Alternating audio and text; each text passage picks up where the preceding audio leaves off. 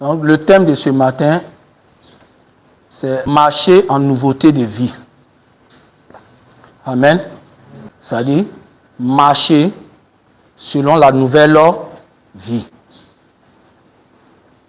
Il faut marcher selon la nouvelle vie. Donc, nous sommes dans notre grand thème, qui est la vie chrétienne. Et nous avons vu dimanche passé que suivre les traces de Jésus, aujourd'hui, c'est de marcher en nouveauté de vie. Et pour pouvoir voir ça, pourquoi nous devons marcher en nouveauté de vie d'abord? C'est ça qui est le plus important. Pourquoi Dieu nous amène, nous dit de marcher selon une nouvelle vie? Pour cela, on va voir dans 1 Pierre 1, 18. Je vais lire, sachant que ce n'est pas par des choses périssables, par de l'argent ou de l'or, que vous avez été rachetés de la vaine manière de vivre que vous viviez, vous aviez hérité de vos pères, mais par le sang précieux de Jésus comme d'un agneau, sans défaut et sans tache. Donc dans ce verset, la Bible nous rappelle que quand Jésus est mort à la croix, il nous délivre de la vaine manière de vivre qu'on a hérité de nos parents. Et cette vie qu'on a héritée de nos parents, on appelle ça la vie humaine. Alléluia. Et Jésus est venu nous délivrer de cette vie humaine. Donc, comprenez que Jésus n'a pas seulement mort à la croix pour nous sauver, pour aller au ciel. Hein. Voici l'une des choses. Il est venu nous délivrer de cette vie qu'on a héritée de nos parents. Mais s'il nous délivre de cette vie, il nous arrache de cette vie. Il ne va pas s'arrêter là-bas. Alléluia. Donc comprenez que dans l'œuvre achevée de Christ, quand Jésus mourait à la croix, on dit qu'il tuait le corps du péché. Et dans ce corps du péché, il faisait mourir cette vie qu'on avait héritée avec nos parents. Mais la Bible dit qu'il a été ressuscité. Alléluia. Et nous allons voir dans Romains 6, verset 4, il dit quoi? Nous avons donc été ensevelis avec lui par le baptême en sa mort. Donc, quand nous mourons à la croix, quand Jésus mourait à la croix, la Bible dit nous avons été ensevelis. Ça veut dire quoi? Nous avons été mis avec lui. Ensevelis, ça veut dire mettre. Donc nous avons été ensevelis avec lui par le baptême de sa mort à la croix. Donc quand Jésus mourait à la croix, nous étions en Jésus. Et Jésus tuait cette vie ancienne qu'on a héritée de nos parents. Alléluia. Et maintenant il dit quoi? Afin que, comme Christ est ressuscité des morts par la gloire de Dieu, de même, nous aussi, nous marchions en nouveauté de vie. Donc, Jésus mourant à la croix, il tue la vie qu'on a héritée de nos parents à la croix, allait déposer cette vie dans le tombeau, et quand il ressuscite avec une vie. Et la Bible dit, nous sommes morts en Christ, nous avons été ensevelis en Christ, et nous sommes ressuscités avec Christ. Donc si Christ est ressuscité avec une nouvelle vie, nous aussi, nous ressuscitons avec cette nouvelle vie. C'est pourquoi on dit marchons en nouveauté de vie. Pourquoi on doit marcher en nouveauté de vie? Parce que Jésus a détruit l'ancienne vie pour nous donner une nouvelle vie. Et il dit dans Jean 10, verset 10, je suis venu afin que les brebis aient la vie. Donc Jésus est venu nous apporter une vie. Alléluia. Donc il a détruit l'ancienne vie qu'on a héritée de nos parents et il nous donne une nouvelle vie. Donc être chrétien, c'est de marcher selon cette nouvelle vie-là. Voici ça. Si tu continues de marcher avec la vie que tu as reçue de tes parents, on dit tu n'es pas en train de vivre la vie chrétienne. Tu n'es pas en train de vivre la vie chrétienne. Parce que Jésus t'a libéré de cette vie-là. Maintenant, comme il t'a libéré de cette vie, il t'a donné une nouvelle vie avec laquelle tu dois vivre. Avec laquelle tu dois vivre. Alléluia. C'est pourquoi tel est le thème de notre message ce matin. Marchions en nouveauté de vie. C'est-à-dire marchons selon cette vie nouvelle qu'on a reçue. C'est pourquoi ce matin, je vais parler beaucoup de comment cette vie-là se manifeste, comment on la reconnaît. Parce qu'elle est différente de la vie du monde. C'est comme un faux billet de banque. Quand tu la vois, tu sais que c'est une faux billet de banque. Quand tu vois le vieux billet de banque, tu sais. Donc, dans ce monde aujourd'hui c'est pourquoi on dit, on ne sait plus où est le monde, où est les chrétiens. Le monde se retrouve à l'église.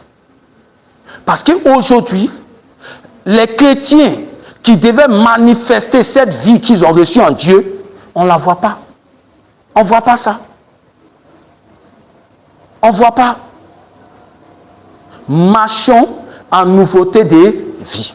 Ça veut dire quoi? Vivons selon la vie qu'on a reçue en Christ.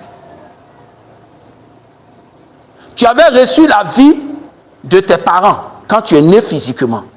Mais cette vie-là, le moment que tu acceptes Jésus comme Sauveur Seigneur, voici l'œuvre achevée de Christ dit quoi? Que cette vie a été crucifiée à la croix et elle t'a donné une nouvelle vie. Et cette vie-là est dans son Fils. Dans 1 Jean 5, on dit celui qui a le Fils a la vie.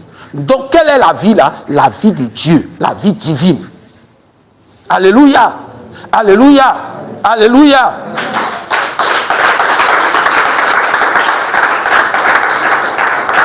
Donc, l'une des définitions ce matin de la vie chrétienne, c'est la manifestation de la vie de Dieu dans un être humain. C'est-à-dire, dans l'homme-là, cette vie-là se manifeste. Comment elle se manifeste? Comment elle réagit? Comment elle agit? C'est ça. Et Dieu nous a appelés à vivre sa vie. Dieu ne nous a pas appelés à faire église. Dieu ne nous a pas appelés à chanter. Dieu ne nous a pas appelés à faire caméra. Dieu ne nous a pas appelés à prêcher. Dieu nous a appelés à marcher selon sa vie. Il faut que les chrétiens comprennent le plus grand appel de Dieu dans leur vie. C'est de vivre la vie de Dieu. S'ils n'ont pas compris ça, ils vont être découragés en marchant avec Jésus. Ils vont être découragés. Est-ce que je fais du bien à quelqu'un ce matin? Est-ce que vous comprenez? Alléluia. Alléluia. Donc, de la même manière, quand tu nais de ton père et de ta mère, on ne va pas à l'école pour t'enseigner cette vie que toi tu dois vivre là. Cette vie là se manifeste elle-même. Quand on te fait du mal, tu es en colère.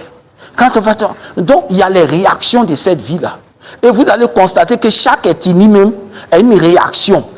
Tu vas voir des mots aussi vis-à-vis de tel événement, eux tous ils ont même réaction. Tu vas voir des Sénoufos vis-à-vis de tel chose, eux tous ils ont même réaction. C'est de la même manière que tu as des réactions avec la vie humaine, c'est de la même manière la vie divine qui est en toi a aussi ses réactions. Et en fonction des réactions que tu manifestes, on peut savoir si tu vis la vie de Dieu ou tu vis la vie humaine.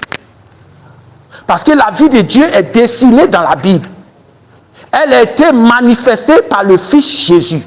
La Bible dit dans 1 Jean que, je vais lire ça. Prenons 1 Jean. Prenons 1 Jean. Oh, Jésus.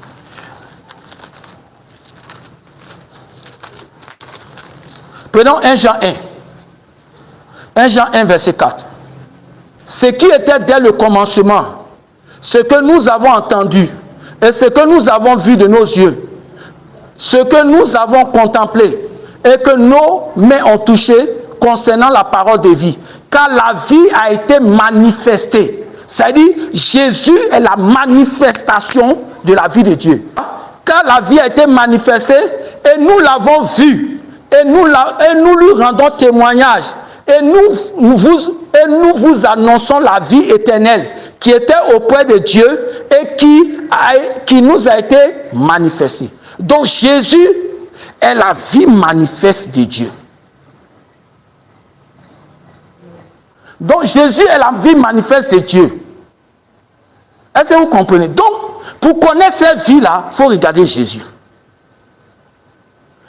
Comme les humains ne peuvent pas vivre comme Dieu, Dieu fait quoi? Il fait deux choses.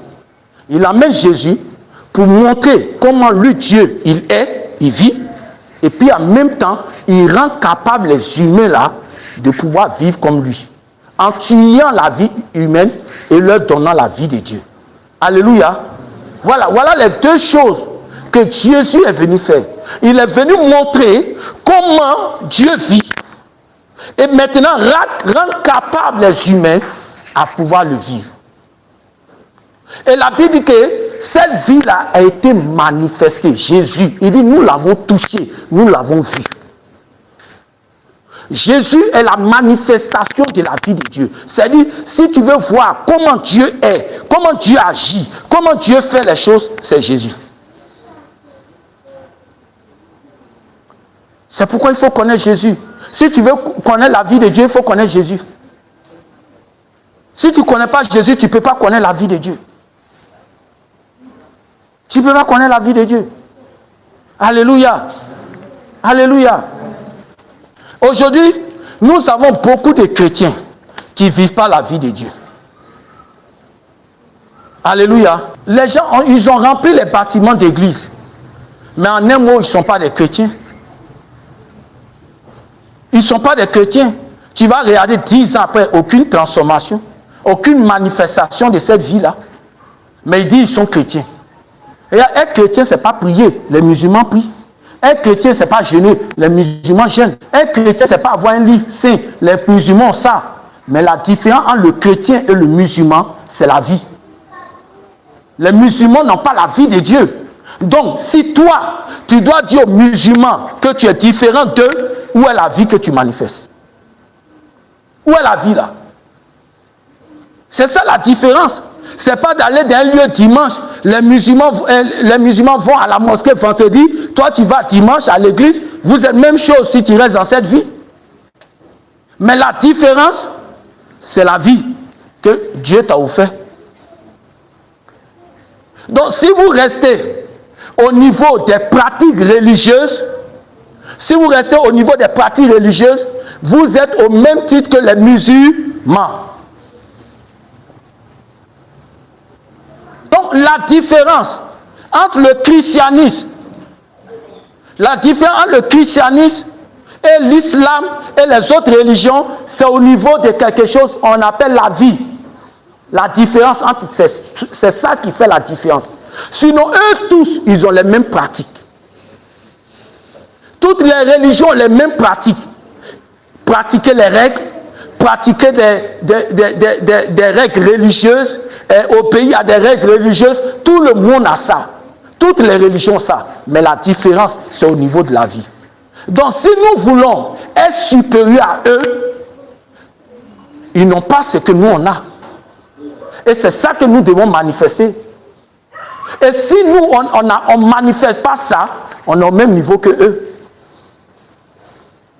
Alléluia. On est au même niveau que eux. Et comprenez-moi, Église, ceux qui vont écouter ça, écoutez-moi bien. Il faut que tout le monde m'écoute.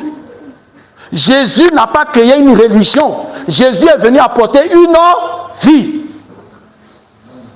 Alléluia. C'est pourquoi aujourd'hui, on constate que les musulmans ne veulent pas se convertir. Parce qu'ils ne voient pas la vie là dans les chrétiens. Les chrétiens ne manifestent aucune vie. Ils ont les mêmes activités religieuses. Alléluia.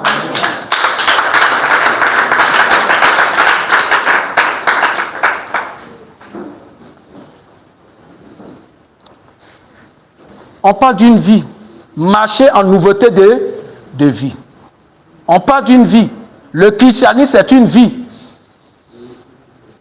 Alléluia. Le christianisme, c'est une vie. Ce n'est pas des rituels ou bien des lois religieuses qu'on vient apprendre. Non, ce n'est pas ça. C'est une vie. C'est une manifestation de vie. Alléluia. C'est une manifestation de vie. Donc il faut que tout le monde comprenne ça. Il faut comprendre que, étant dans le christianisme, je dois manifester la vie. La vie. Et l'une des choses, je vous ai dit que je vais toucher un peu de tout ce matin. Je vais toucher un peu de tout parce que il y a beaucoup d'événements que les chrétiens vivent parce que la vie se manifeste dans des événements. Vrai ou faux? Donc, il y a des événements qui arrivent dans vos vies. Il y a des situations que vous vivez. Il y a des choses que vous vivez. C'est dans ça que vous devez vivre la vie chrétienne. C'est ce que mon père a dit dimanche passé. Il dit que la vie de Dieu se manifeste dans la vie, c'est-à-dire dans ce que nous vivons de manière quotidienne.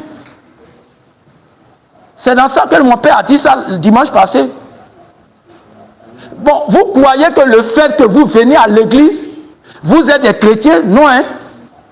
Le chrétien, c'est celui qui manifeste la vie de Dieu. C'est pourquoi tout le monde n'est pas appelé chrétien à l'église. Tout le monde n'est pas appelé chrétien. Dieu sait qui vit sa vie. Dieu connaît qui marche selon lui. Dieu sait. Et c'est dangereux d'être dans une église ou bien dans le christianisme, être dans l'état religieux. C'est-à-dire tu obéis aux règles, tu viens à l'église, tu es dans le choral, ou bien tu es dans la caméra, tu es dans quoi là? Tu peux être au service d'autres, tu es dans quoi? Responsable d'État, ou même dans tel ministère. Tout ça là, c'est des activités religieuses. Ce n'est pas ça la vie de Dieu. Ce n'est pas ça la vie de Dieu. Ce n'est pas ça, ma fille, tu comprends, non? La vie de Dieu se vit dans ton foyer. Si vous croyez que la vie de Dieu se vit à l'église, elle ne se vit pas à l'église. Donc vous venez apprendre comment cette vie-là est pour que vous la manifestez dehors. C'est pourquoi vous allez constater que l'homme de Dieu va intervenir dans chaque domaine de votre vie. Ça veut dire quoi? Les domaines dans lesquels vous vivez. À l'école, au marché, dans votre commerce, dans votre foyer, dans votre travail, il va intervenir. Pourquoi? Parce que c'est dans ça qu'on vit la vie de Dieu. Ce n'est pas à l'église. À l'église, tout le monde est chrétien. Mais quand tu vas voir les chrétiens à la maison, tu vas savoir s'il est vraiment chrétien. Quand tu vas le voir au travail, tu vas savoir s'il est réellement chrétien. Quand tu vas le voir, par exemple, au marché, elle est en train de vendre, tu vas savoir si elle est chrétienne. Alléluia. Je vais vous choquer. Avant-hier, j'ai vu sur les réseaux sociaux, je sais que vous avez vu. Tellement les gens, aujourd'hui les gens croient que parce que vous parlez d'église, c'est Dieu. Hein? Au Cameroun, il y a une église, est-ce qu'on va appeler église? Bon, on va dire église d'abord, mais ce n'est pas église de Dieu. Ils ont créé un bâtiment qu'ils ont fait église et derrière il y a chambre de passe. Si on peut faire ça là-bas, et la vie des chrétiens maintenant, ils viennent s'asseoir à l'église mais ils s'en foutent. C'est-à-dire ils ont créé un bâtiment, il y a la chair, il y a tout. Et puis c'est comme ici on a cassé et derrière il y a chambre de passe. Au Cameroun, les policiers là sont là à taper ça. C'est pour dire que la vie de Dieu a disparu à l'église. Et si on ne fait pas attention, nos églises sont vides. On a des gens, mais c'est vide. C'est vide. C'est pourquoi les gens n'aiment pas le message de la mère. Parce que la mère ramène le message de Dieu réel. Je suis venu afin que les brebis aient la vie. L'une des choses que je veux toucher premièrement d'abord, je vais vous faire comprendre. Prenez Romains 14, verset 8.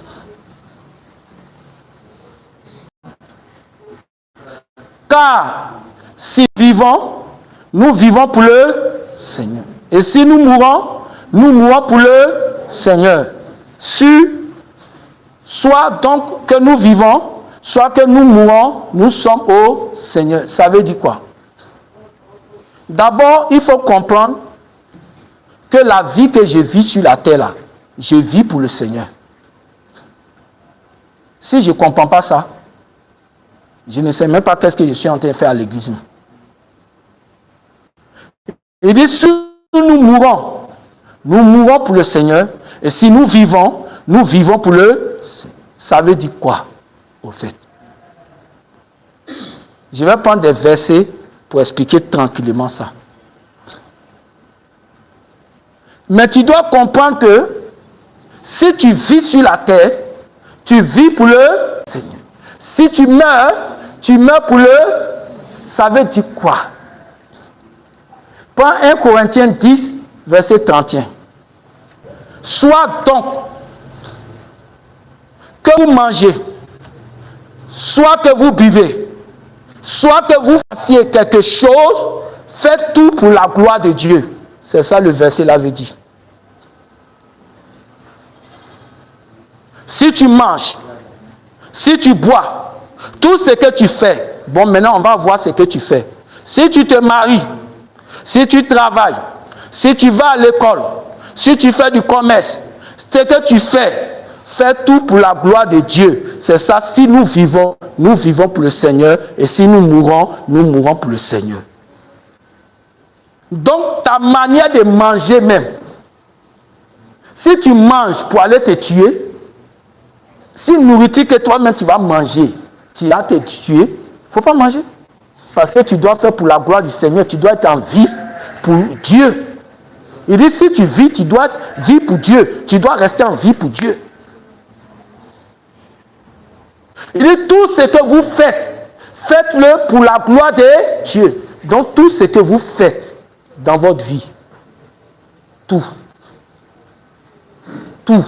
Maintenant, demande-toi, toi, ce que tu fais là, où est la gloire de Dieu dedans? Tu travailles.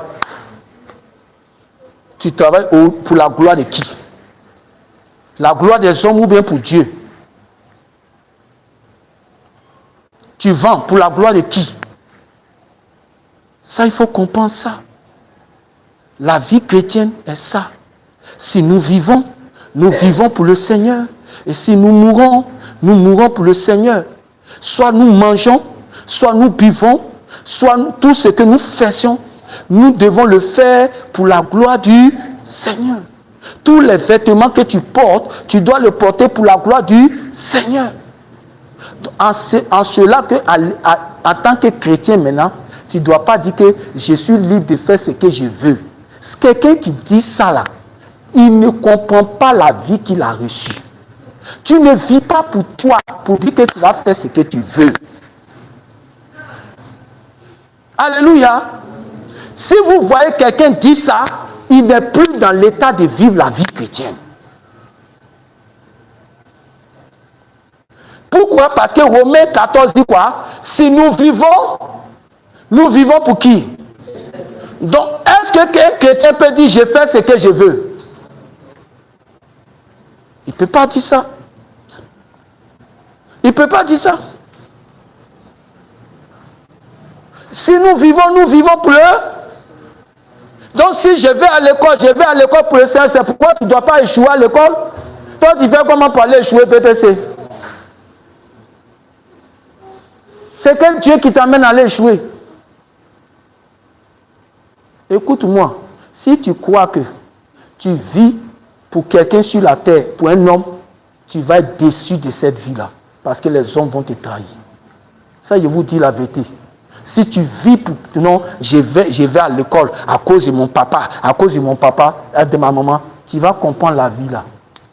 La vie de Dieu ne va jamais se manifester en toi.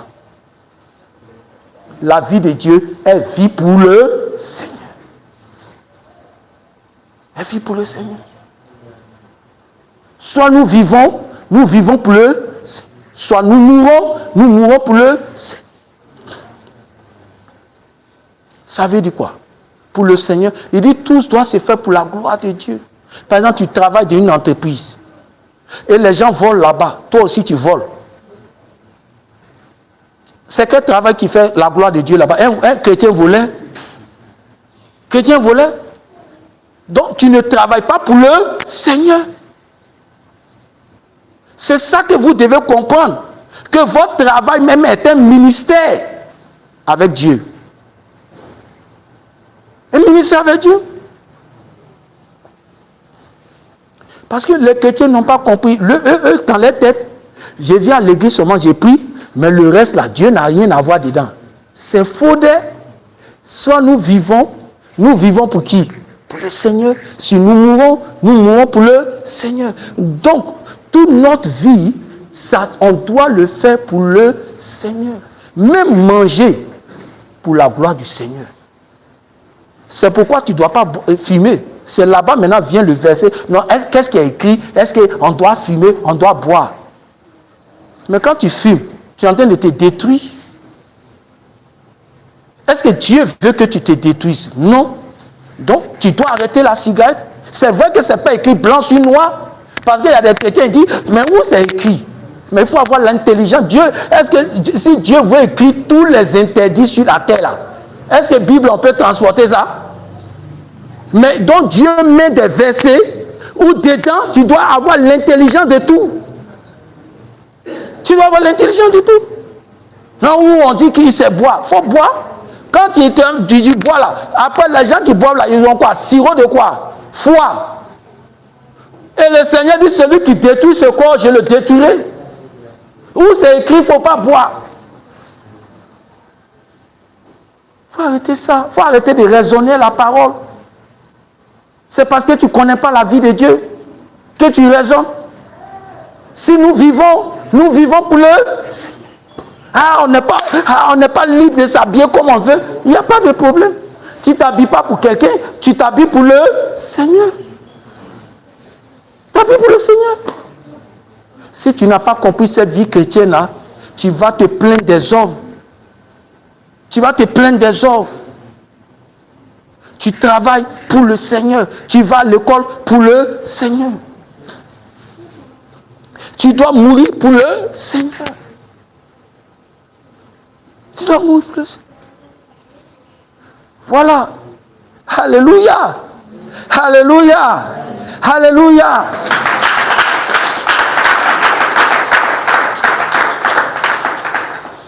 Chrétiens, voilà ce que vous devez comprendre. Vous devez comprendre. Voilà comment cette vie-là se vit. Elle se vit pour le Seigneur. Elle ne se vit pas pour nous-mêmes. Pour le Seigneur. Et que tout ce que vous fassiez, faites ça pour la gloire de Dieu. On va prendre Colossiens 3, versets 23 à 24.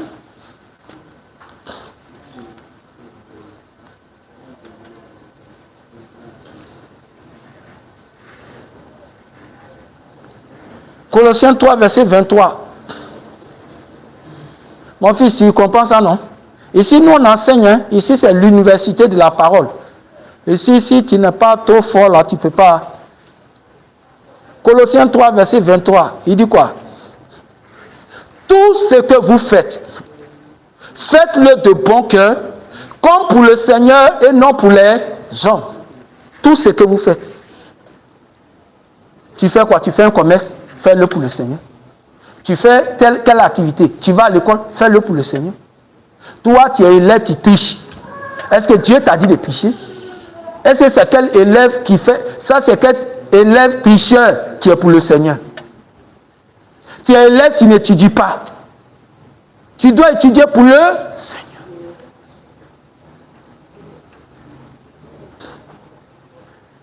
C'est pourquoi quand toi tu fais un commerce, tu ne dois pas faire le commerce parce que tu dois te lever, parce que tu dois chercher l'argent pour manger, payer ta maison. Non, tu dois le faire pour le Seigneur. Dieu dit, je souhaite que tu prospères.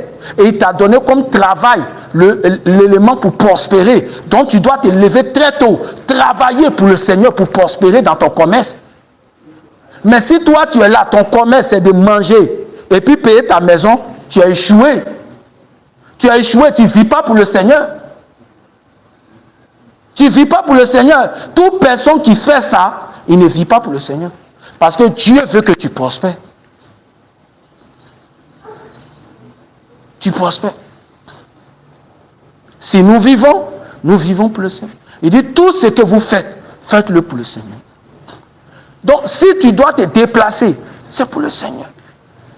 C'est-à-dire, quand on dit le Seigneur, c'est dit quoi? C'est-à-dire, qu'est-ce que Dieu gagne dedans? Qu'est-ce que Dieu gagne dedans? Alléluia. Alléluia. On va voir le deuxième élément. Je vais toucher beaucoup de choses. Romains 12, 21. Ne te laisse pas vaincre par le mal, mais surmonte le mal par le bien. Je vais parler maintenant de la vie de Dieu. Voilà la vie de Dieu. Et nous sommes dans un monde où on nous fait beaucoup de mal, où le mal agit beaucoup. Mais quand celui qui a la vie de Dieu, voici ce que Dieu dit. Ne te laisse pas vaincre par le mal. Ça veut dire quoi? Si on te fait du mal, il ne faut pas laisser le mal te dominer. Mais comment tu dois dominer le mal? Mais surmonter le mal par le bien. Tu dois commencer à faire du bien à celui qui te fait du mal. Mais la vie humaine ne fait pas ça. Est-ce que la vie humaine fait ça? Elle ne fait pas ça. La vie humaine, tu m'as mâché le pied, je te mâche le pied. Tu m'as sali le nom, je vais te salir le nom. Mais la vie de Dieu te dit, c'est vrai qu'on t'a fait du mal, mais la vie qui est en toi là, doit surmonter ce mal-là en faisant du bien aux gens. Voilà la vie chrétienne. Mais combien de personnes font ça aujourd'hui dans nos églises? Le jour où tu le vois faire du bien, c'est parce que quelqu'un lui a fait du bien. Mais il ne fait pas du bien là où on lui fait du mal. Et les gens appellent ça la vie de Dieu. Ça, c'est la vie humaine. Ça, c'est la vie humaine. C'est ça. Ça, c'est une manifestation de la vie de Dieu que je suis en train de vous montrer. Dieu dit, sa vie là, voilà comment elle se manifeste. Là où il y a le mal qu'on te fait, toi, tu peux surmonter ce mal-là à cause de la vie qui est en toi par le bien. Par le bien. Mais regardez, que ce soit les pasteurs aujourd'hui, les diacres, les femmes de pasteurs, les chrétiens, les gens aujourd'hui, combien de personnes manifestent cette vie-là? Et tout le monde a appelé chrétien. Tout le monde a appelé chrétien. Parce que Jésus sait que sur la terre, on va te faire du mal. Jésus sait que sur la terre, les gens seront injustes avec toi. Mais sa vie qu'il t'a donnée, il t'a rendu capable de faire du bien.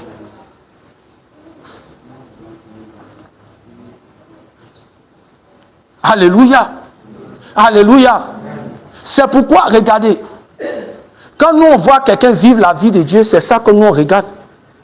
Tu vas venir voir quelqu'un, il va t'expliquer son problème. Ah, voilà, moi, voilà pourquoi moi j'ai pris ça là, cette mesure-là, moi je fais plus du bien, et moi ça là, moi je fais plus ça, parce que moi, voilà ce qu'on m'a fait.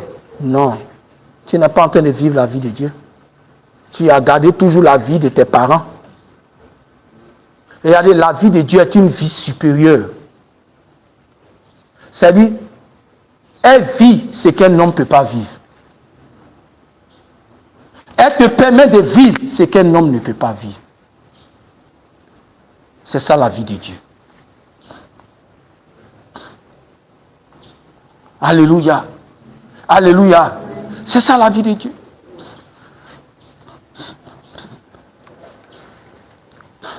Donc, deuxième manifestation de la vie de Dieu, le mal qu'on va te faire, cette vie de Dieu-là, doit vaincre par le bien. Et le premier exemple, on va voir. Joseph veut dire, Joseph ça veut dire sauveur, c'est-à-dire Joseph est un type de Jésus.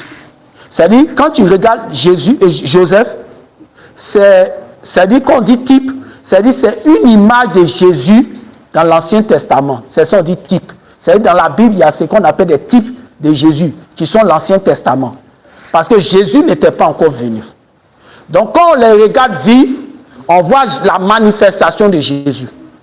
Donc, qu'est-ce qui s'est passé? Je prends l'exemple de Joseph. Joseph a été vendu par ses frères. Joseph, ses 10 frères l'ont vendu. Bon, 9, il y a un qui ne voulait pas. Ils l'ont vendu à l'étranger. Toi qui es dans l'église, et puis tu dis, moi je suis à l'église, je croyais que l'église est la famille de Dieu, mais c'est mes propres frères qui m'ont fait ça. Hein? Pardon, il faut te taire un peu. Joseph, mais on l'a fait. Il faut te taire un peu. Quand tu ne connais pas la Bible, il faut te taire. Joseph, même, on l'a fait, ses propres frères. Mais la Bible dit, dans Genèse 50, versets 19 à 21, Joseph dit à ses frères, vous avez voulu me faire du mal, mais l'Éternel a changé ça en bien. Parce que eux, les frères là, quand leur papa est décédé, ils ont cru que leur frère va leur faire du mal. Joseph dit, ce n'est pas ça la vie de Dieu. Vous avez voulu faire du mal, mais chez Dieu, nous, notre vie là, malgré le mal que vous nous faites, nous, on doit vous faire du bien. Voilà la vie de Dieu. Mais qui l'a vendu? Ses propres frères. Même père, même mère, sang. Non, wallah. Ça là, moi, je ne peux pas pardonner ça. Si c'était des étrangers, si c'était des gens, mais des païens qui faisaient ça, mais mes propres frères à l'église. Toi, mais quand tu parles là, même, tu t'entends même. Quand tu parles même, tu t'entends. La Bible dit, mon peuple périt par manque de connaissance. Quand tu vois quelqu'un qui ne connaît rien des choses de Dieu là, il faut l'écouter seulement, tu vas savoir qu'il ne connaît rien. Il ne connaît rien. C'est que toi, tu es en train de dire, ils ont fait ça à quelqu'un. Mais il a fait quoi? Il leur a donné une ville pour aller élever leurs moutons. À Goshen. Il les a mis à l'aise. La Bible dit, il ne s'est jamais vengé d'eux. Ça, c'était Joseph. Et toi qui as reçu la vie là? Et toi? Vous ne voyez pas ce qu'ils m'ont fait? Et ce qu'ils ont fait à Joseph là? Un enfant de 17 ans, on le vend dans un pays étranger, esclave encore. Toi, est-ce qu'on t'a vendu esclave? Esclave, vous savez, ça dit quoi? On le frappait. Il subissait des torts. Pendant près de 13 ans, Joseph a souffert. Toi, tu as souffert combien d'années? Peut-être 1 an, 2 ans. Que tes frères ou même tes soeurs ont fait quelque chose. Toi, tu n'arrives même pas à faire du bien. Non, quand je pense ils sont forts des chrétiens. Quand je pense à ça, ça me fait mal. Chrétiens. Père, pardonne-leur car ils ne savent pas ce qu'ils font. Alléluia. Il dit surmonter le mal par le bien. Et Joseph l'a fait. Joseph est un type de Jésus. C'est-à-dire, Joseph, regardez, Joseph a été vendu en Égypte. La Bible dit quand Jésus est venu, et puis on dit il allait en Égypte comme Joseph. C'est-à-dire, c'est que Joseph, vous croyez qu'il a été prince à quel âge? Il a été premier ministre à quel âge? À 30 ans. Jésus a commencé son ministère à 30 ans. Donc, les événements que Joseph a vécu là, quand tu ramènes ça en Christ, c'est des leçons spirituelles. C'est pourquoi on dit un type de Christ. Qui a crucifié Jésus? Ses propres frères. Qui a vendu Joseph? Ses frères. Qui a sauvé ses frères? Joseph. Qui a sauvé ses frères? Jésus.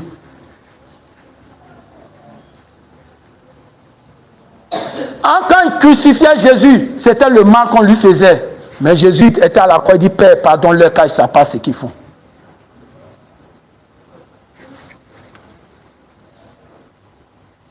Un chrétien, moi, écoutez-moi, peut-être si tu ne connais pas la parole de Dieu là, un chrétien n'a jamais raison devant Dieu. Tout ce qu'il va dire, il n'a jamais raison. Parce que Dieu, si en tout cas les chrétiens, Dieu lui a rendu capable de faire ce que lui, il est en train de dire, il ne peut pas faire.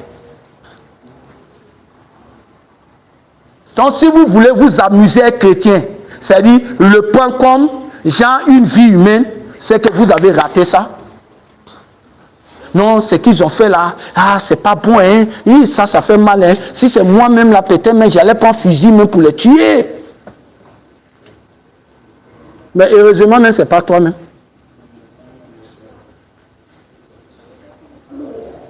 Alléluia. Alléluia. Alléluia.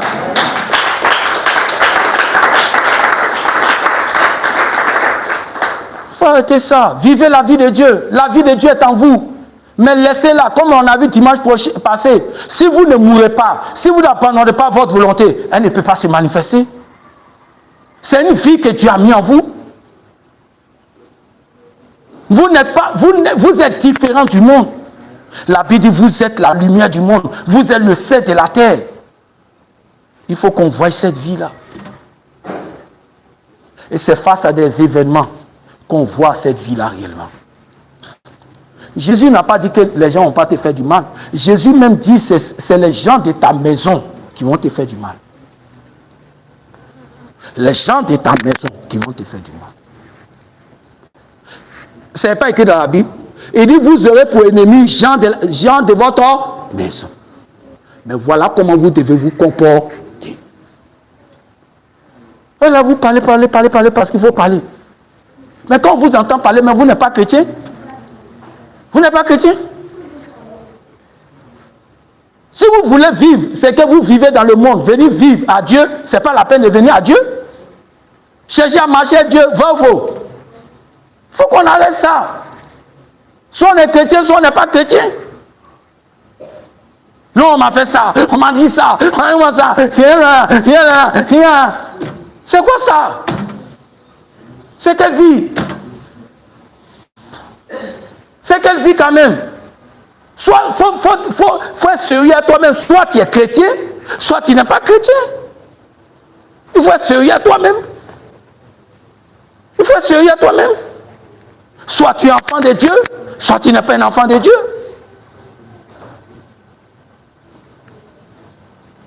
Ça peut être difficile. Écoutez-moi maintenant, je vais vous donner une autre porte de sortie.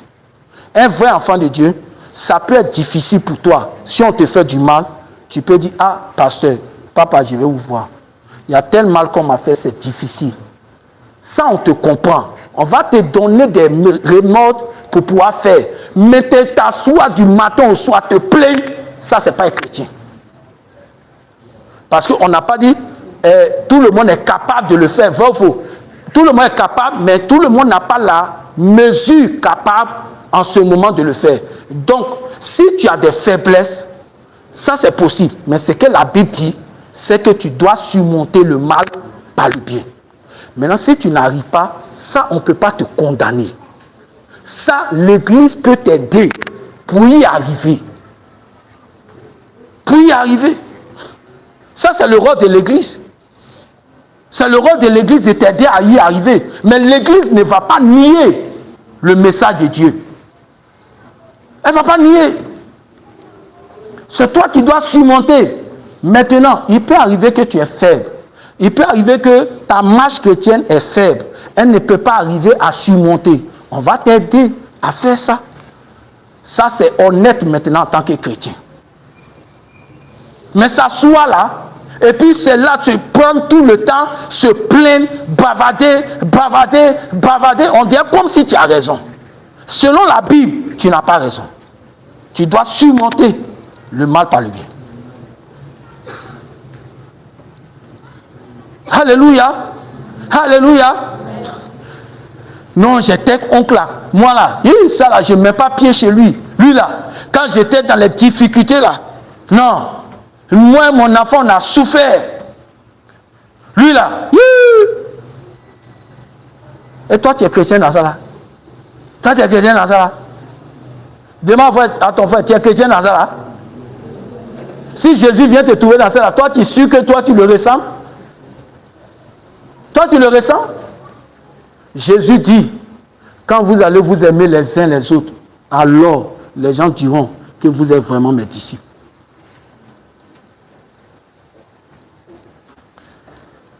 Moi, je suis le modèle parfait. Quand il dit modèle parfait, je ne suis pas parfait. Mais dans ça, là, je suis fort dans ça. Tu vas me faire beau mal. Mais moi, j'ai surmonté ça par le bien. Tu vas beau me faire du mal, jamais. Tu vas m'atteindre pour pouvoir te faire du mal. Jamais. Je vais toujours te faire du bien. Ce que Dieu me dit de faire, je vais le faire. Parce qu'il y a deux cas de figure. Parce que moi, ma position en tant que pasteur, et puis vous, ce n'est pas la même chose. C'est-à-dire, il y a des décisions que je prends, c'est pour te faire du bien et non de faire du mal. Si je vois que ça là est un problème, je vais prendre des décisions, mais pas à cause du mal que tu m'as fait, mais à cause de ce que moi, en tant que pasteur, je dois t'enseigner la voie de Dieu. C'est différent. Alléluia. Mais je n'agis pas par le mal que tu m'as fait. Ça, ce n'est pas possible. Qui veut aller en enfer? Peut-être c'est toi qui veux aller en enfer. Moi, je ne vais pas aller en enfer. C'est toi peut-être qui veux aller en enfer. Qui va garder le mal contre quelqu'un et puis aller en enfer? Il faut t'asseoir là. Il faut t'asseoir là. Il faut laisser les gens vont te transformer encore comme un agouti là. Si quelqu'un te transforme comme un agouti, c'est que toi tu n'es pas intelligent. Le mal que les gens vont te faire, tu vas devenir comme un animal. Hein? Tout ce qui vient là, on dit tu es comme lion. Il faut arrêter ça. Il faut dire à ton frère, il faut arrêter ça. Alléluia. Alléluia. Est-ce que je peux continuer à prêcher? C'est ça la vie de Dieu. C'est pourquoi je bénis le Seigneur d'être dans cette église. Je bénis le Seigneur. Parce que dans presque beaucoup d'églises, on ne prêche pas la vie de Dieu. On prêche les règles, mais on ne prêche pas la vie de Dieu. Et tu es au bon lieu. Si tu veux vivre la vie de Dieu réellement, tu es au bon lieu. Dans beaucoup d'églises, on te dit, il faut faire ça, il faut faire ça. C'est des règles. Mais on te dit, il faut surmonter le mal par le bien. Combien de 600 chrétiens, peut-être c'est 2 qui peuvent faire ça. Tu les vois là? Non. Si diacre et pasteur me se donnent coup de poing à cause de l'argent. Je vous dis la vérité. Il y a une histoire de pasteur et diacre. Ils se sont donné coup de poing dans la rue. Frère, c'est face à des événements, on sait qui est chrétien. Alléluia. Tant qu'il n'y a pas d'événement, tu ne sais pas. Il faut attendre l'événement va venir. Il m'a foyé. Le pasteur là, le diacre a gardé son argent longtemps, il allait l'attraper. Il dit, donne mon argent, il ne donne pas. Coup de poing est sorti dedans là. On déraille, puis il sort. Alléluia. Alléluia. Alléluia.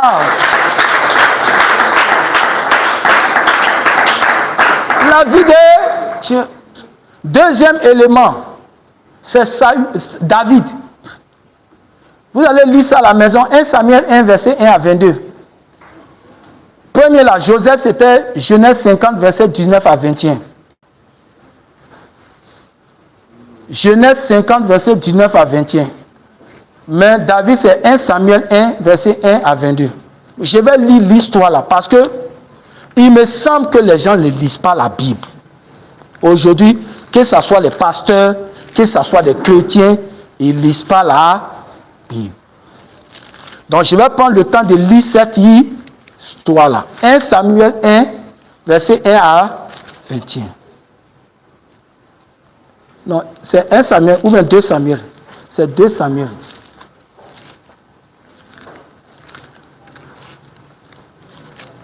C'est 2 Samuel. Je vais lire cette histoire longue parce que les gens ne lisent pas la Bible. Alléluia. David aussi est l'homme selon le cœur de Dieu. Et quand Jésus est venu, il dit, voici mon fils bien-aimé en qui j'ai mis toute mon affection. Donc quand tu vois David, tu vois Jésus.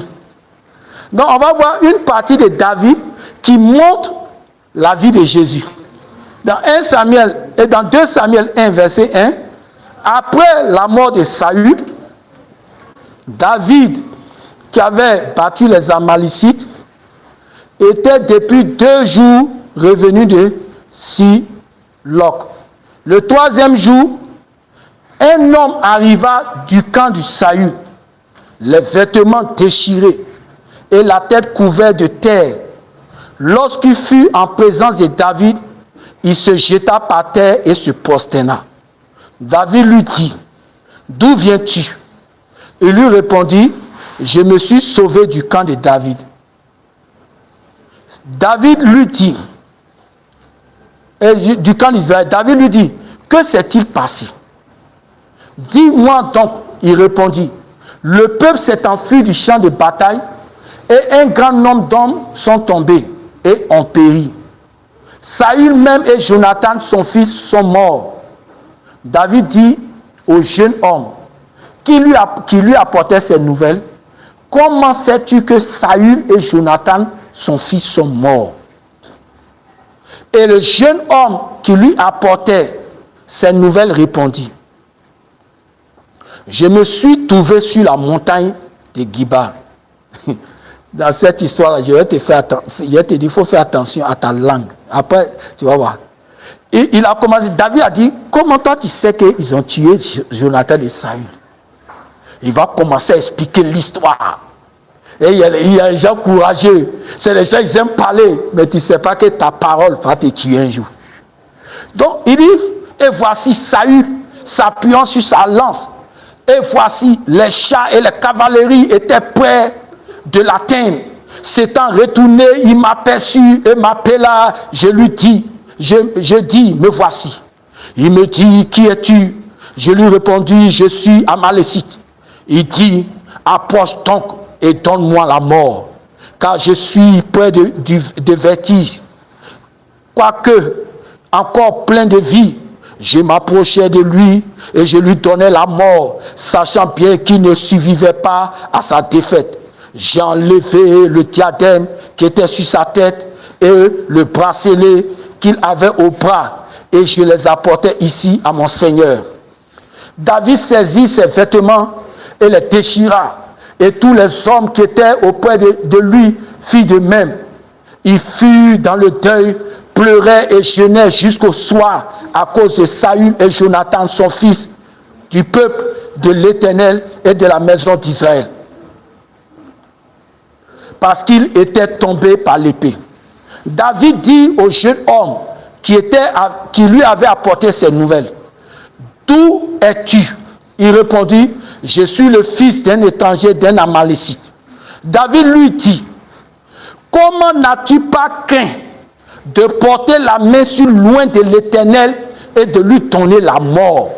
Et David appela l'un de ses gens et dit, « Approche et tue-le. » Cet homme frappa l'Amalécite qui mourra. Et David lui dit, « Que ton sang retombe sur ta tête, car ta bouche a déposé contre toi, puisque tu as dit. » Puisque tu as dit. Faites attention à ce que vous dites dans la vie. Dans la colère, faites attention. Parce que ce que tu dis aujourd'hui va te rattraper 10 ans après. 10 ans après. Tu peux être fâché contre quelqu'un. Tu peux être fâché contre un événement. Mais fais attention. C'est Israël même, par leur bouche aujourd'hui, qui est en train de vivre les malheurs de leur vie. Quand Hérode a dit que le sang de cet homme-là ne tombe pas sur moi, il dit que le sang de Jésus tombe sur moi, sur nous et nos descendants. Leur parole avait déjà déclaré dans leur destinée. La plupart des malheurs qui vous atteignent et qui vont vous atteindre plus tard, regardez les paroles que vous avez dites hier. Vous allez bien comprendre. C'est pourquoi faites attention. En tant que chrétien, faites beaucoup attention. Le jeune a fini de parler. On l'a tué. Et voici, et David lui dit que ton sang tue. Voici le cantique funèbre que David composa sur Saül et sur Jonathan, son fils, et qu'il ordonna d'enseigner aux enfants de Juda. C'est le cantique de Lac. Il écriva dans le livre du juste. L'élite d'Israël a succombé sur les collines. Comment des héros sont-ils tombés? Ne la lancez pas, ne la lancez point dans Gal, N'en publiez point la nouvelle dans les rues d'Ascalon, de peur que les fils des Philistins ne se réjouissent, de peur que les fils des incirconcis ne triomphent. Je vais arrêter là. Tout le monde sait que Saül et David, ce n'a jamais été de bons amis. Qui était Saül pour David? Son pire ennemi. Quelqu'un qui l'a combattu jusqu'à ce qu'il voulait le tuer. Quelqu'un qui lui a fait tant de mal. À tel enseigne que David était devenu fou à cause de Saül. Mais regardez la réaction de David. Quand ils sont venus lui annoncer la mort de son ennemi. C'est quoi Jésus dit? Aimez vos ennemis. Ils sont venus annoncer la mort de Saül. Celui qui a dit qu'il a tué Saül, David l'a tué. Pourquoi? Parce que lui croyait que... Et il y a des gens, ils sont comme ça. Ils sont comme ça. Par exemple, si maman Ténin, par exemple, a un problème avec quelqu'un, la personne va aller prendre, en parlant à maman Ténin du problème de la personne, en faisant plaire à tout. C'est ce qu'il voulait faire David. Il se disait que s'il disait à David que lui, il a tué son ennemi, David va aimer. Ça, c'est la vie humaine. Parce que si quelqu'un t'a fait du mal et quelqu'un vient parler de la personne à toi, toi, tu es content. Ça, c'est humain. Mais David n'a pas fait ça. David a tué celui qui voulait salir le nom de son ennemi. Voilà la vie de Dieu. Mes enfants, vous êtes loin de la réalité de la vie de Dieu aujourd'hui. Essayez de vous approcher un peu. Essayez de vous approcher un peu. Commencez un peu à marcher un peu. Si vous savez pourquoi Dieu a dit David, l'homme selon mon cœur, c'est ça. David n'aimait pas le mal de ses ennemis. Et la personne a cru que quand il va venir dire à David que lui, il a tué son ennemi qui est Saül, parce que tout le monde sait que Dieu a oint David pour être roi. Et Dieu a rejeté Saül. Mais Saül ne voulait pas que David prenne le trône. Mais malgré tout ça, David savait ça. Il n'a pas voulu qu'on tue Saül. Toi, pourquoi tu te réjouis du mal de ton ennemi? Pourquoi tu te réjouis de celui qui a sali ton nom? Pourquoi tu te réjouis du mal de celui? Aujourd'hui, tu crois que peut-être il t'a fait du mal. Pourquoi? Pourquoi? Et toi, tu es là, tout ton combat là. Parce que peut-être un jour, il t'a fait quelque chose de mauvais. Tout ce que tu es en train de travailler aujourd'hui, c'est de travailler à le détruire, à le détruire. Ce combat-là, tu ne vas jamais le remporter. Pourquoi? Parce que tu ne peux pas mener un combat, aller faire la haine, la colère, te fâcher, à pouvoir salir et détruire sa vie. Ça ne peut pas. Ça ne peut pas. Tu ne vas jamais t'en sortir.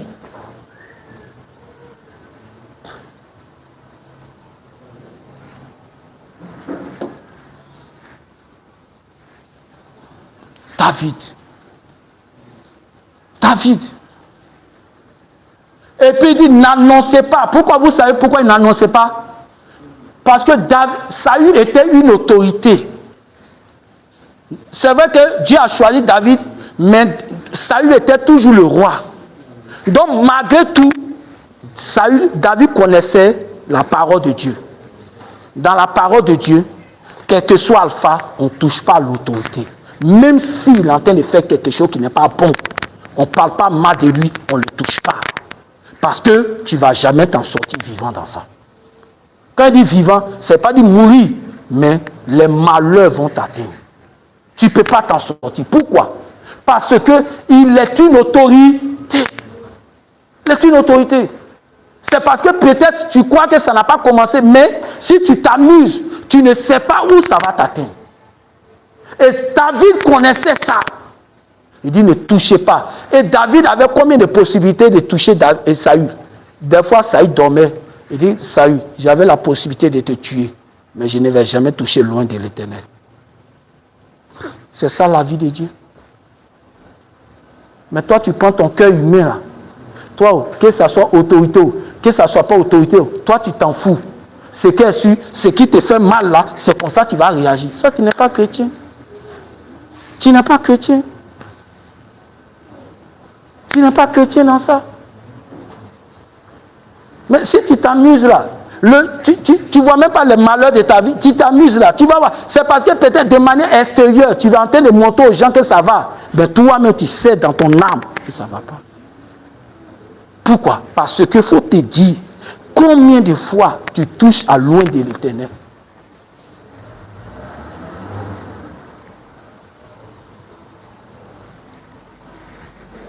Combien de fois? La Bible ne touchez pas mes oins. Peu importe leurs défauts. Mais tu vas dire, mais s'ils font du mal, qu'est-ce qu'on fait? Je vais te montrer tout ça dans la Bible aujourd'hui. Aujourd'hui, j'ai dit, j'ai touché un peu de tout. Je vais te montrer comment la vie de Dieu se manifeste. Comment la vie de Dieu se manifeste.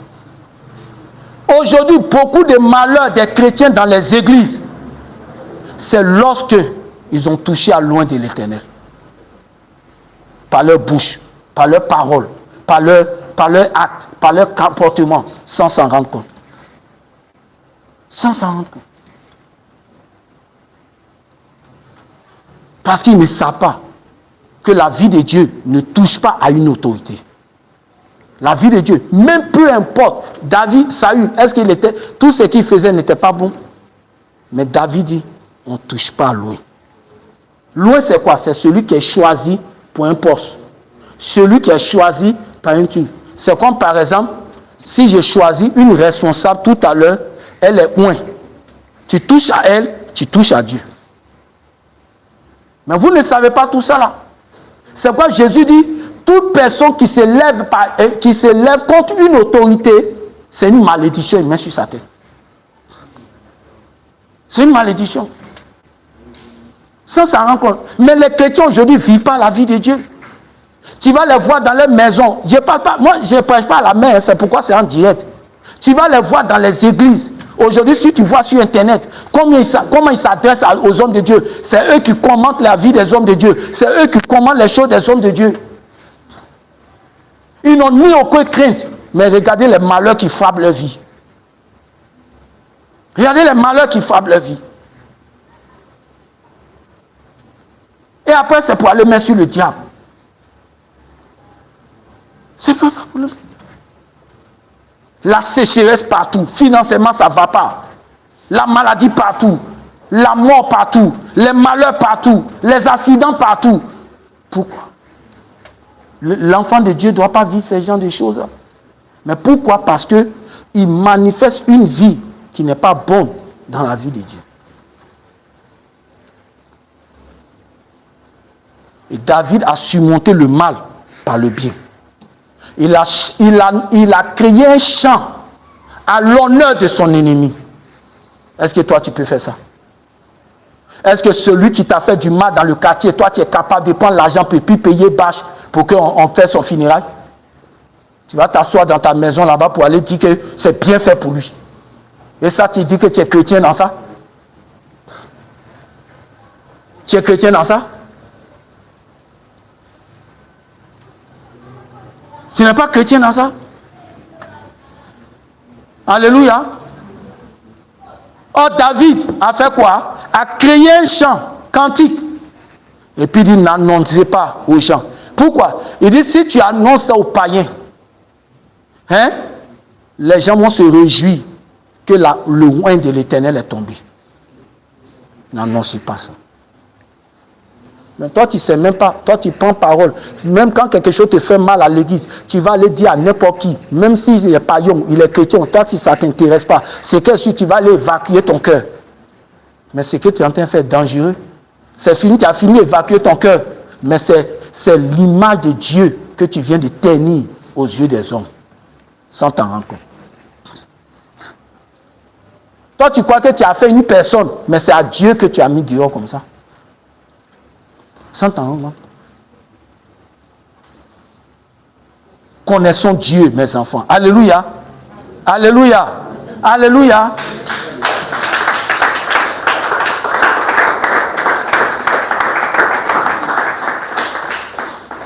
Soyons comme ça. Surmontons le mal par le... Voilà David et Joseph. David, son pire ennemi, c'était Saül. Mais il a créé un chant pour lui.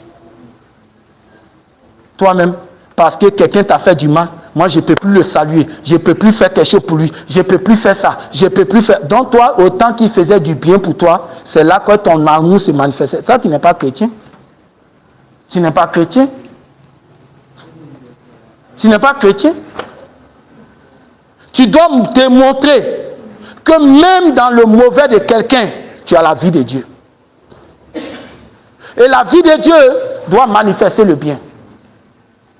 Donc toi, tant qu'il te donnait les choses, il était bien avec toi, tu faisais le bien. Donc ton bien là était bâti sur quoi? Est-ce que c'est sur la nature de Dieu ou parce qu'on te faisait du bien? Je vais prendre un troisième point. Donc vous voyez que tout événement qui sont à la maison, par exemple, toi tu es une jeune fille, ta maman ne t'a pas donné manger.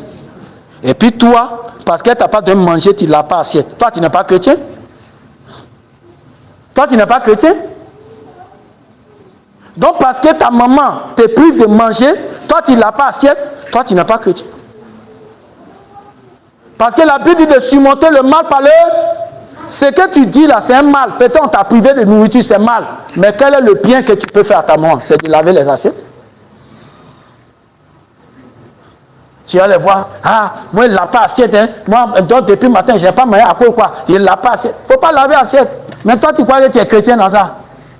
Donc, autant qu'elle va te donner la nourriture, toi, tu laves assiette. Donc, tu me donnes, je te donne. Tu me donnes, je te donne. C'est ça la vie chrétienne. Hein? C'est ce que la vie chrétienne. Hein? Est-ce que ton ennemi te donne? Il dit d'aimer ton ennemi. C'est pas ça la vie chrétienne. Regardez, même Jésus est parti dire, si vous saluez ceux qui vous saluent, vous ne faites rien de grand, parce que tout le monde fait ça. Ça veut dire quoi? Je suis ami avec celui qui est ami à moi. C'est celui qui me fait du bien, je fais du bien. Ça, c'est humainement, tout le monde fait ça. Ça, là, la vie humaine même fait ça facilement. Bravo. Mais la vie spirituelle, tout le monde ne fait pas ça. Hein? Tout le monde fait pas ça. Alléluia. Alléluia. Est-ce que je peux prêcher ce matin? Est-ce que je peux prêcher ce matin? Les gens n'aiment pas ces messages-là. Les enfants, écoutez-moi bien. Vivez la vie de Dieu à la maison. Tout le mal que si vous croyez qu'on va vous faire à la maison, vous vous faites le bien. Faites le bien. Ah, moi, Noël là, ils ont donné cadeau à tout le monde. Moi aussi, on ne m'a pas donné cadeau. Donc moi, à la maison là, moi, je ne touche rien. Ah, ils ont qu'à venir, ceux qui ont donné cadeau là, ils ont qu'à venir faire. Et le dimanche à l'église, tu as mis Alléluia, Hosanna, louange. Toi, tu es chrétien dans ça là. Toi, tu es chrétien dans ça là. Quand Dieu te regarde, il dit ça, c'est quoi ça là? Ça, c'est quoi ça là? Ça, c'est quoi ça là? Ma fille, tu veux vivre la vie chrétienne, c'est ça. C'est ça. Ça, on va prendre le troisième point. Colossiens 3, verset 13. Je suis en train de faire du bien à des gens. Je veux enseigner la vie chrétienne normale maintenant. Alléluia. Parce qu'on fait trop de bruit à l'église. On fait trop de bruit à l'église. Il faut que ça cesse. Colossiens 3, verset 13.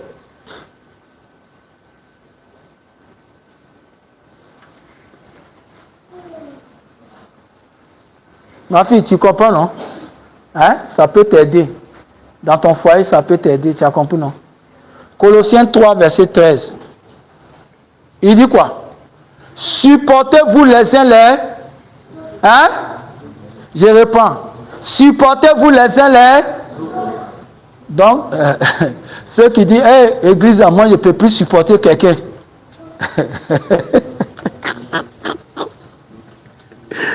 ça fait rire. La Bible dit, supportez-vous les uns les. Ah, que moi je suis fatigué, moi je ne peux pas supporter. La vie de Dieu dit, il faut supporter. Et si l'un a sujet de se plaindre de l'autre, pardonnez-vous réciproquement. Au lieu de te plaindre de ta soeur, de ton frère, là, Jésus dit, il faut pardonner. Voilà ce que la Bible dit. Au lieu de Jésus, regardez, je vais vous dire, écoutez-moi bien. Tu peux avoir raison d'une affaire. Hein? Mais si tu t'amuses à te plaindre, hein, tu perds raison devant Dieu.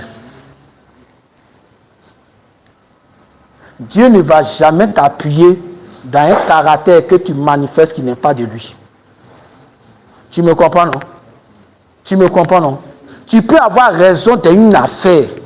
Normalement, Dieu doit te donner même raison pour t'honorer, pour faire des choses pour toi. Mais à cause de ce que tu te plains, Dieu annule ça. Parce que Dieu n'aime pas la plainte. Dieu n'aime pas la plainte. Lorsque Dieu voit déjà quelque chose que tu manifestes qui n'est pas de lui, il ne fait plus. Il ne fait plus. Si David avait essayé de s'amuser à toucher à Saül, David n'a jamais pu être roi. Parce que Dieu ne l'a jamais accompagné.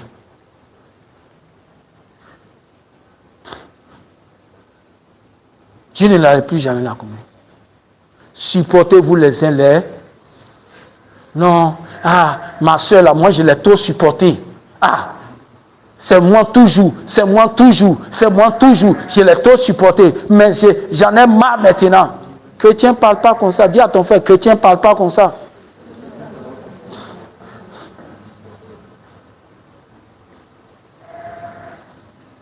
Il dit, supportez-vous les uns les. Si quelqu'un a sujet de se plaindre de l'autre, ça veut dire quoi? Il y a un événement qui arrive. Normalement, tu dois te plaindre parce qu'on t'a fait quelque chose qui n'est pas bon. Mais au lieu de te plaindre, le Seigneur dit, il faut pardonner. Et tais-toi. Tais-toi. Faut te taire. Voilà comment. Je vous dis ça parce que le constat est que les chrétiens dans nos églises aujourd'hui vivent beaucoup de choses, mais ils ne savent pas comment vivre à travers ces choses qu'ils vivent. Donc, quand ils les regardent, ils croient qu'ils ont raison, hein, mais devant Dieu, ils ont tort carrément. Ils ont tort carrément. Parce qu'ils ne vivent pas la vie des... Ils ne vivent pas la vie. Un coin, il dit de supporter les uns les autres. On va prendre 4e. Ne murmurez pas. Oh, Philippiens 2,14. Vous allez lire dans l'assemblée là. Prenez Philippiens 2,14 et 1 Corinthiens 10, verset 10. Luc, toi tu prends Philippiens 2,14 et puis Savi prend 1 Corinthiens 10, verset 10. Lisez. On va aller un peu vite. J'ai dit, j'ai touché un peu le tout ce matin-là. C'est pas tout quand même, hein? Au moins l'essentiel.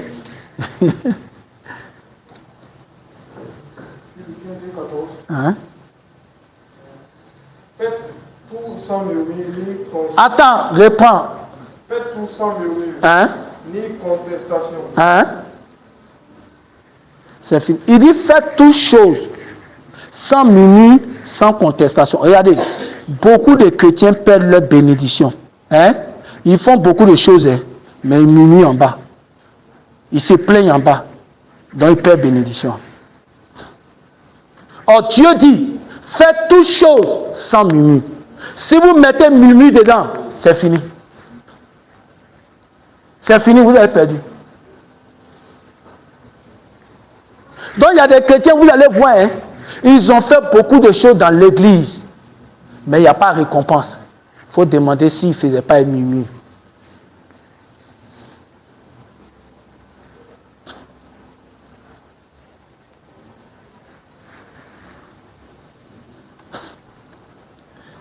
Aujourd'hui, là, on est venu combattre la vie humaine, là. Alléluia. Pour vous montrer la vie de Dieu, pour détruire la vie humaine. Parce qu'aujourd'hui, on voit beaucoup de choses parler. 1 Corinthiens 10, verset 10, il dit quoi? Comme murmuraient quelques-uns d'eux, il périt par l'exterminateur. Il périt par l'exterminateur. Quand tu murmures là, Satan vient voler ta bénédiction. Satan vient te détruire. Donc si tu fais quelque chose dans la maison de Dieu, même si on t'a repris, et puis tu murmures dans ça, c'est fini, tu as perdu ça. Fais tout sans murmure, sans contestation. Ah, j'ai fait ça là, mais pourquoi même on parle comme ça? Pourquoi on dit ça comme ça? C'est fini. Tu viens de perdre ce que tu as fait. Tu viens de perdre. Je peux vous aider ce matin. Parce que vous faites beaucoup de choses, mais vous, la Bible dit, mon peuple périt par manque de connaissance. Et vous ne lisez pas la Bible. Vous ne lisez pas la Bible. Et quand nous on vous parle, vous croyez que c'est parce que nous on veut vous parler. Non. Nous on est là pour vous montrer la pensée de Dieu. Comment Dieu veut que les choses se fassent. Il y a des gens, ils peuvent faire quelque chose, mais dans leur cœur, là, ils se plaignent. Ils murmurent dans leur cœur, mais ils font. Mais tu vas gagner quoi dans ça, là? Tu vas gagner quoi dans ça?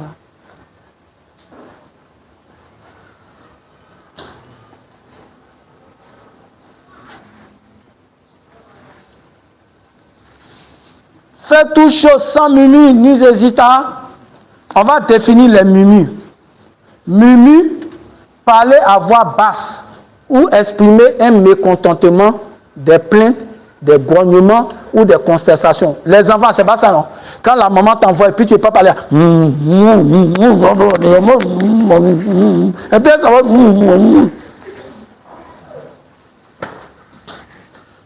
Mais ça, c'est les enfants. Il y a des gros enfants aussi à l'église. Ils sont gaillards, ils ont 40 ans, 30 ans.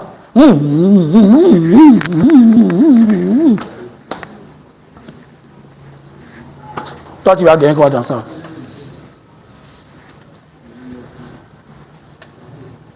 Il faut arrêter ça. Dis à ton frère, arrêtons ça. Qu'est-ce qui a tué le peuple d'Israël dans le désert? C'est ça. Les murmures. Ils ne sont pas rentrés à Canaan. Tu veux pas, si tu veux que Dieu te donne ta bénédiction qu'il veut te donner, l'héritage qu'il veut te donner, il faut laisser les murmures. Sinon, tu es en train de bloquer toute ta vie. Tu es en train de bloquer ta vie. Les autres avancent, toi tu n'avances pas. Ça te dit rien. Ça te dit rien. Tu es dans le mou. Encore, on te dit de cotiser. Tu vas donner ton argent, mais ils vont te plaindre. C'est pas ça, Ananias et Saphira ont fait.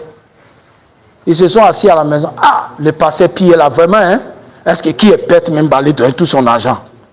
On va vendre terrain, on va donner un peu, on va donner ça là.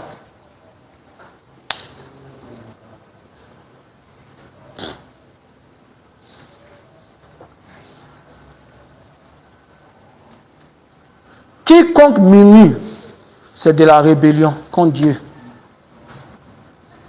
Dieu n'aime pas les... Regardez, moi, mais je vais vous choquer. Hein? Je vais vous choquer. Il y a des péchés là. Hein? Je ne catégorise pas les péchés. Hein? Il ne faut pas que quelqu'un va regarder ça sur Internet et puis va dire, ah, pasteur a catégorisé les péchés. Mais il y a des péchés là. Hein? Frère, si tu rentres dans ça là, c'est Dieu même qui te lève contre lui. Murmure. Je ne t'encourage pas d'aller vivre le péché du sexe. Hein? Mais entre péché du sexe et puis murmure là. Hein? Péché du sexe, ça c'est contre ton corps toi-même. C'est vrai, ça ne plaît pas à Dieu, c'est contre ton corps. Mais murmure, c'est contre Dieu directement. C'est pourquoi dans le désert, tous ceux qui murmuraient, Dieu les a tués. Dieu ne s'amuse pas. Si tu veux détruire ton avenir, il faut continuer à murmurer.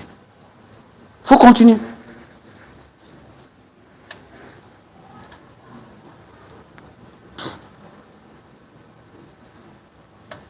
Mais il y a des gens, ils ne savent pas ça. Il y a des chrétiens, ils ne savent pas ça. Murmure, c'est se lever. Il y a des chrétiens, regardez par exemple, il y a des événements. Hein. Il est là, il perd son enfant. Et puis il a dit, mon Dieu, pourquoi ça là, ça arrive aux autres. Et puis ça là, et pourquoi ça n'arrive pas aux autres. Et puis ça m'est arrivé. Il murmure. Pourquoi? Le murmure, c'est le mécontentement dans un événement. C'est ça le murmure. Il se plaint. Or, si tu sais que tout concourt au bien de ceux qui aiment Dieu, pourquoi tu murmures? Pourquoi tu te plains? Ce n'est pas toi-même qui récite ce verset-là. Tout concourt au bien de ceux qui aiment Dieu. Donc, même si ça ne te plaît pas, ça va concourir à ton bien.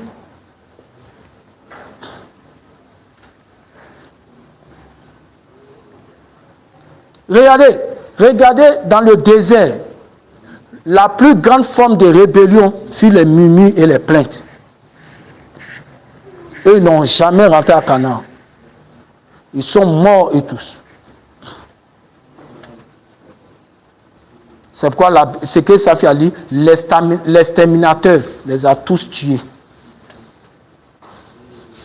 Tu veux que Satan extermine tes ressources, il faut arrêter de murmurer.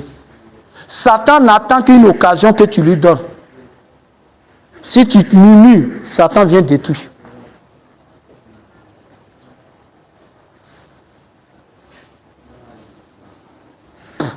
Tu es à la maison, ta maman t'envoie, tu murmures. Ton papa t'envoie, tu murmures. Tu es là, hein. Là, il s'en va, hein. Il s'en va à la boutique. Mais pourquoi c'est toujours moi-même? Pourquoi c'est toujours moi? On ne voit pas l'autre là, non. Toujours c'est moi. C'est vrai ou c'est faux?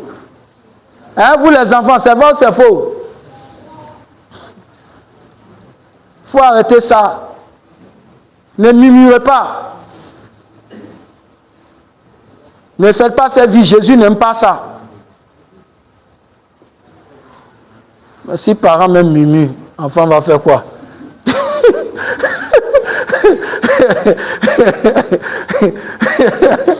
On ne peut donner que ce qu'on a reçu. Quand vous murmurez, vos enfants voient ça. C'est à vous d'éduquer la bonne vie à vos enfants. Mon enfant, on ne fait pas ça. Ma fille, on ne fait pas ça.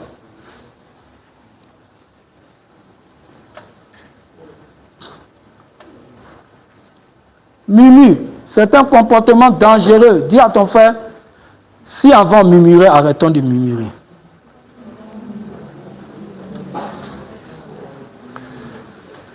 Donc vous voyez, non, le murmure c'est un mécontentement, mais en bas. C'est-à-dire qu'il ne crie pas haut et fort, mais il est là. Il y a des gens là, tu vois, quand tu les envoies ou bien tu les parles là, en bas, ils commencent à parler puis s'en va. C'est un murmure. Ça c'est des murmures. Ça, c'est pas chrétien. Il faut dire à ton frère, ça, c'est pas chrétien. Ça, c'est la vie humaine. Les païens, là, font ça trop. Hein? Il y a des femmes, là, dans les foyers, là. Le gars, là, l'appelle, et puis, elle finit de servir, manger, mais quand elle va à la cuisine, elle commence à parler. Ça, c'est la vie humaine. C'est la vie humaine. Il faut arrêter ça. Ça, c'est pas la vie de Dieu. Ma fille, tu fais ça à la maison, non? Il faut voir au faux. Mais à partir d'aujourd'hui, il faut arrêter. Tu as compris? Hein? Il faut arrêter. Il faut arrêter. Peut-être beaucoup ne savent pas ça, mais c'est dangereux. Arrêtez de murmurer. Il y a des gens qui murmurent contre Dieu. Pourquoi Dieu m'a mis dans telle famille? C'est des murmures. Arrêtez ça. Tout ça, là, vous partez contre Dieu. Vous ne savez pas. Vous ne savez pas.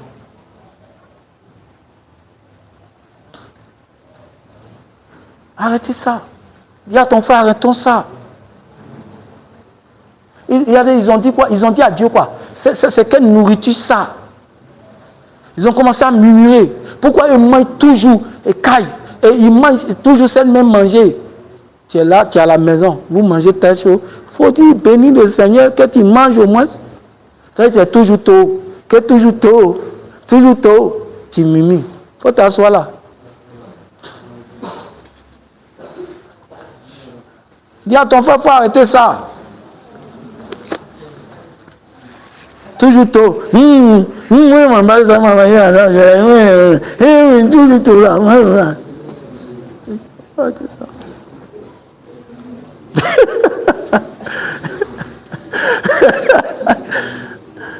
Tout le monde, j'ai dit, j'ai touché un peu de tout aujourd'hui. Va faux. J'ai dit, j'ai touché. Il ne faut pas vous aller vous inquiéter. C'est là, il y a beaucoup. Ce que vous vivez là, vous croyez que c'est la vie de Dieu, mais ce n'est pas la vie de Dieu. Dis à ton frère, il faut arrêter ça. Si tous les enfants, mais ce n'est pas les enfants, hein. Même il y a des gens, des employés, ils travaillent au travail, on l'envoie, hein. Il parle, patron, oui, viens. Il finit, le patron l'appelle, devant le patron, il rit, hein. Mais en bas, il commence à murmurer. Dieu, lui, voit le cœur. Va faux. Hein? Il sait tout ce que tu es en train de dire. Même si les hommes n'entendent pas, mais les murmures vont contre Dieu. Il faut arrêter ça.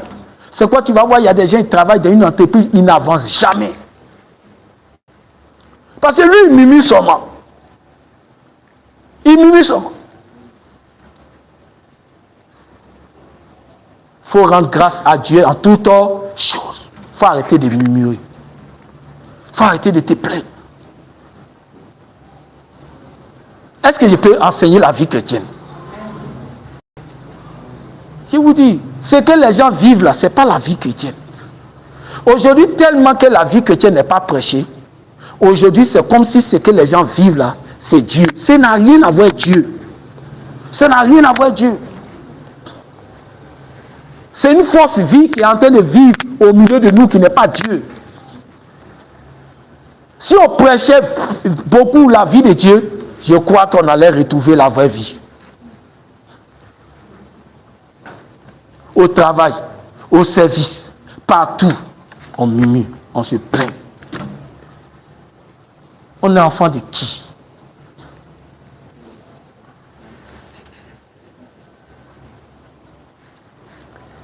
Tu es là, ta maman allait payer roi pour toi. Même si ce n'est pas bon, dis maman merci, que Dieu te bénisse. Moi, je n'aime pas ça. Voilà. Toi, tu vas avancer dans cette vie-là comment? Hein? Tu vas avancer dans cette vie-là comment? Ma fille, tu as compris, non? Il faut laisser ça. Il faut abandonner ça. Il faut abandonner. Laissez la vie là. Que Dieu nous bénisse. On a fini Mimi, on va aller quelque part encore. On s'en va seulement. Prenez Philippiens 4, 6.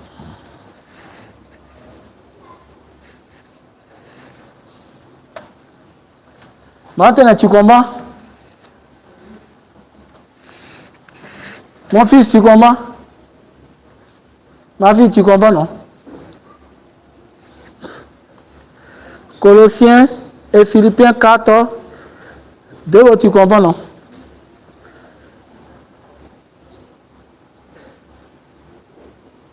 Ça fait lire.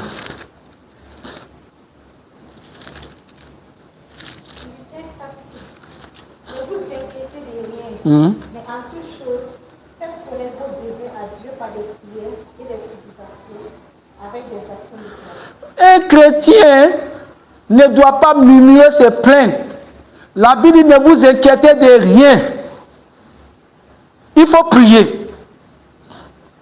La situation que tu crois que c'est mauvais, il faut prier.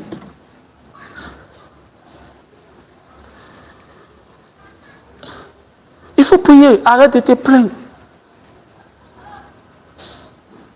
Ah, moi on me traite injustement, il faut prier. Dis à ton frère, il faut prier. Il faut prier. Ne vous inquiétez de rien.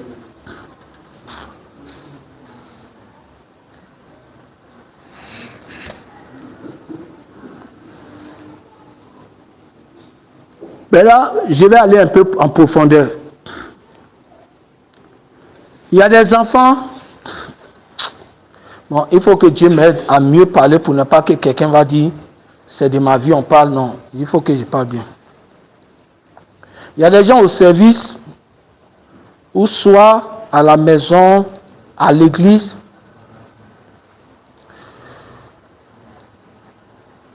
Ils veulent que leur patron fasse quelque chose pour eux. Mais leur patron ne fait pas.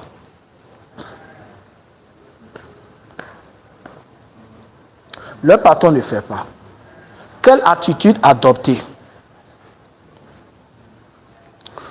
La Bible dit, ne vous plaignez pas, ne vous inquiétez de rien. Je vais vous montrer ça. Colossiens 4, verset 1 à 2. Ne se plaint pas, on ne murmure pas, on ne se rebelle pas. Si tu travailles dans un service où tu es avec tes parents à la maison, ou à l'église avec ton pasteur ou ton autorité dans le ministère, partout où il y a une autorité, Dieu n'a jamais permis à sa vie de se rebeller. L'attitude qu'un chrétien doit avoir, c'est de prier. Parce qu'il dit toute autorité vient de lui. Tes parents, même physiques, ils sont à la maison. Ah, mais ils vont dire non, mais est-ce que les parents là, Dieu là, il est capable d'incliner le cœur de tout le monde. Donc, quand tu es en une église et que tu veux voyager, et que toi-même tu sais que le voyage là, Dieu veut que tu voyages. Peut-être ton père spirituel dit non. Au lieu de te rebeller, te fatiguer, fâcher là. Il ne faut pas faire ça. La Bible dit, il dit, maître, donnez ce qui est convenable et juste à vos serviteurs. Car vous avez un maître au-dessus de votre tête. Et en bas, il dit priez. Restez toujours en prière. Ça veut dire quoi? Convoquez vos maîtres devant le maître des maîtres. Convoquez votre maître devant le maître des maîtres. Et les chrétiens, ne connaissant pas la vie de Dieu, croyant que si une autorité leur dit qu'il ne veut pas ça, eux, c'est de se rebeller, faire ce qu'ils veulent. Tu n'as pas la vie de Dieu, tu ne connais pas la vie de Dieu. Tu ne connais pas la vie de Dieu. Mais comme tu ne connais pas les choses de Dieu, et comme tu n'aimes pas demander, tu ne sais pas. Voilà, beaucoup de chrétiens aujourd'hui rentrent dans beaucoup de choses dont ils ne connaissent pas. Même moi-même, pour venir au service, c'est ce que j'ai fait. On va arrêter là. Que Dieu nous bénisse.